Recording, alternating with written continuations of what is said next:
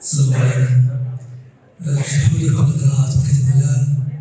أن نهنئ نفسنا كأبناء قديم وجدويا بمكة المغربية خاصة وكمغاربة عامة بالاتصال الكريم مغرب الأمس برئاسته لمجلس حقوق الإنسان بجنيف رابط الكائن.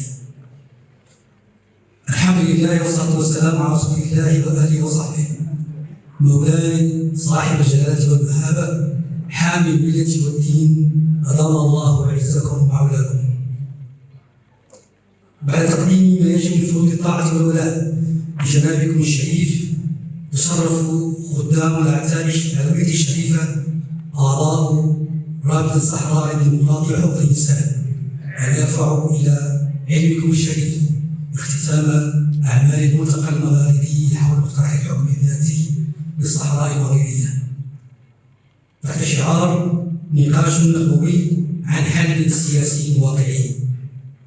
الذي انعقد بمدينة العيون بالصحراء المغربية بمشاركة ثلث من النخب المغاربية من المغرب والجزائر وتونس وموريتانيا وليبيا، متزودين بإرشاداتكم مستفيدة توجيهاتكم الرشيدة. نعم سيدي عزكم الله، إن هذا اللقاء يستلهم مضمونه من توجيهات مولانا دام عزه النيرة والسامية التي تجسد أن نواة الحكم الذاتي في إطار الوحدة الترابية للمملكة المغربية وصيانتها الوطنية تظل الحل الوحيد والأوحد للنزاع الإقليمي المفتعل حول الصحراء المغربية، وأن المملكة المغربية تظل متشبثة بحل سياسي نهائي لهذا النزاع الإقليمي مما سيمكن من تعزيز التنمية والاستقرار في المنطقة المغاربية والقارة الإفريقية. لقد شكل هذا اللقاء يا مولاي مناسبة لشرح أهمية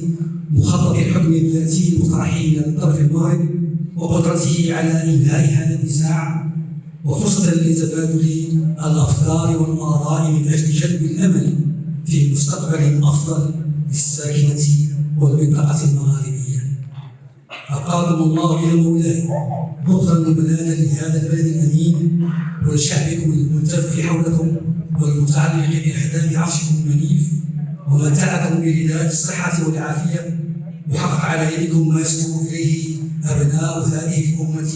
من رفعة وسؤدد، وقر عينكم بولي العهد الأمير الجليل مولاي الحسن حفظه الله ورعاه، وشد عوضكم بشيخكم السعيد صاحب السمو الملكي الأمير مولاي رشيد وسائر أفراد الأسرة الملكية الشريفة، إنه سبحانه وتعالى سميع مجيب الدعاء ومحقق الرجاء. والسلام على مقامكم العالي بالله ورحمته تعالى وبركاته، وحرر بالعيون يوم الخميس 29 جمادى الآخر 1445 الموافق ل11 يناير 2024 خدام الأعتاب الشريفة أعضاء رابطة الصحراء للديمقراطية وحقوق الإنسان. الله يبارك فيكم.